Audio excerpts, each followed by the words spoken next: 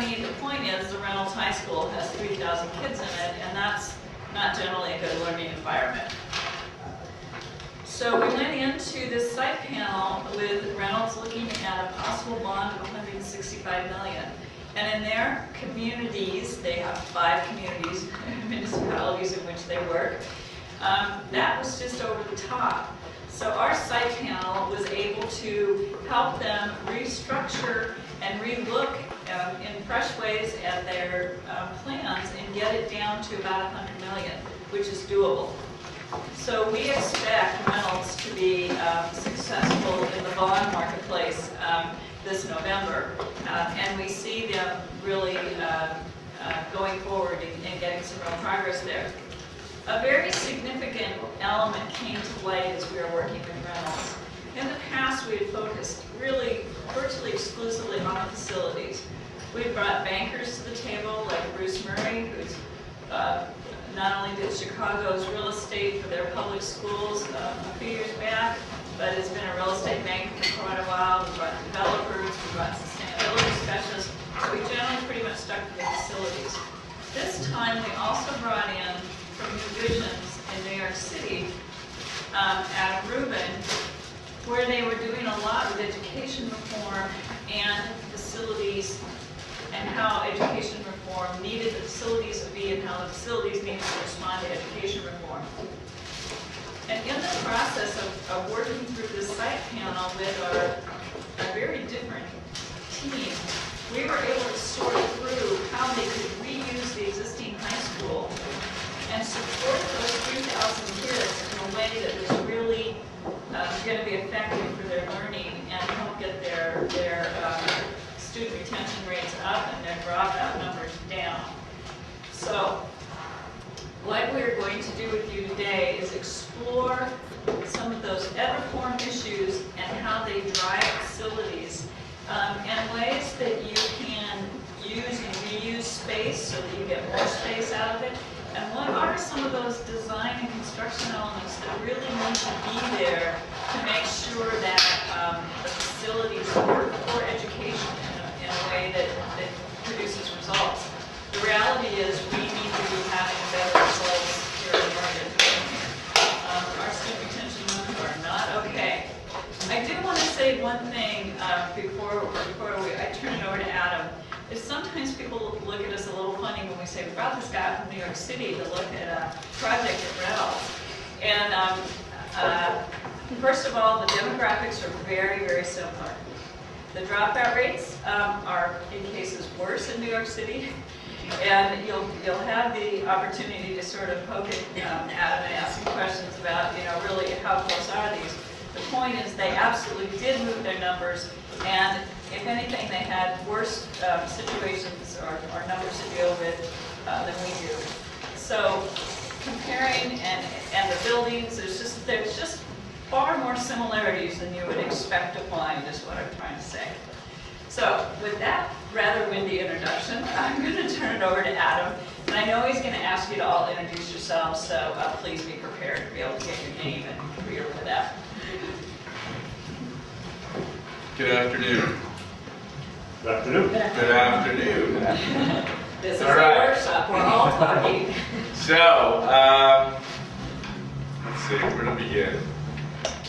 Well, first of all, it'd be good to see who's around the table before I dive in. So, I'll start, because it's good to put yourself in the spot first. I'm Adam Rubin, and I am an education entrepreneur. And what that means is education, through the lens we've begun to look at it, crosses lots of boundaries. So what we're talking about today is strictly education reform looked at through one prism. But as Ruth said, everything I talk about is based on efficacy of the reform efforts. You'll see a lot of building plans and a lot of recombinant furniture and a lot of things that are familiar to some of you who are, architects or engineers or contractors. But everything that is driving this is not a specification, but a plan and a program that a district went through a really painful process to kind of recognize that student achievement was in the basement and that was not adequate. So, Adam Rubin. As Bruce said, I'm Bruce Murray, I'm the retired banker, and I also, after financing real estate developments for 25 years, I did, for 3 years in the late 90s, was the director of real estate for the Chicago Public School System, Mayor Daley took over. And now, as a volunteer, I'm the chairman of the Site Panel Committee for the Center for Innovative School Facilities. I'm Terry Rommel, architect. Justin Stronzel. I'm with DLR Group, an architecture firm here in Portland. Renee Shelton, Wilson Weeks Architects. Craig Stewart with Mainland Architects. Jeremy Lyon, no, Superintendent. Hillsborough School District. Rick Rinaldi, Cornerstone Management Group and Corners Rep Firm.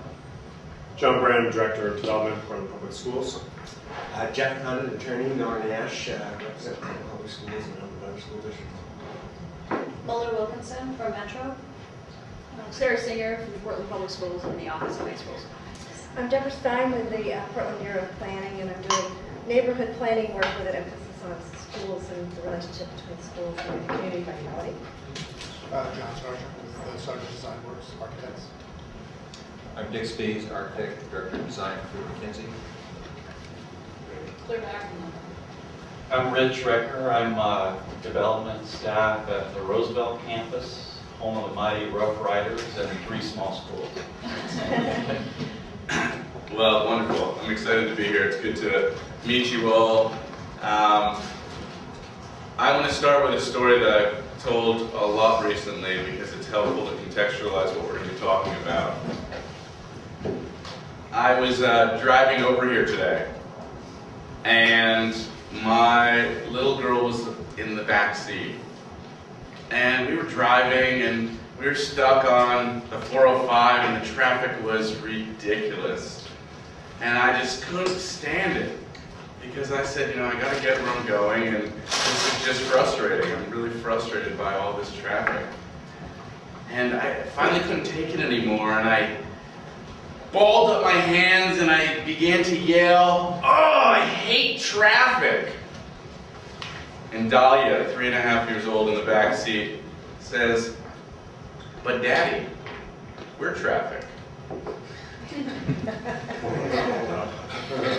The Dalai Lama actually told that at a speech I was at 10 years ago, and it's such a great anecdote because the interconnectivity of these issues, there's complete internet connectivity, and I feel so often that facilities live over here, and the educators live over here, and there's a firewall between them. And the educators, they don't know facilities, and the architects, they have a specification, and they have a plan, and they're coming in, and what we found, at least in New York and a lot of other districts I've begun to work with, is the specifications are not aligned with a vision. Oftentimes a bond comes down the pike, and there's a great opportunity to build new schools, but the opportunity is not at all aligned with the superintendent's vision of education. It's aligned with architects that you build some beautiful buildings. And one of the things we've struggled with is aligning those. So we're all traffic today. Just some images. This was our country, and this was the schooling that was supposed to match our country. Unfortunately, this image is still maybe not the first 3, but definitely the 4th image is an image I still see when I walk into a lot of urban districts and suburban districts, but more, in my experience, urban districts around the country. You see desks in rows, and you see a teacher's desk often bolted to the floor in the front of the room, and our workplace is not this reality, so why are we still educating students in this manner? I want to lay out some objectives and just some ground rules. Please don't stand on ceremony. Jump in when you have a question. I mean, this is really meant to be a conversation. It might be a monologue for parts, and I apologize for that, but really, as you have questions, please throw them out here. I want to talk really briefly about contextualizing the education reform efforts in New York, really briefly, because it helps to talk about the facility development that took place. A big focus of our efforts in New York has been small schools. We began with an idea around small schools, and now there are 280 small high schools in the city. Ultimately, there'll be about 1 in 2.5 kids. So, probably about 120,000 of 300,000 high schoolers will be in small schools.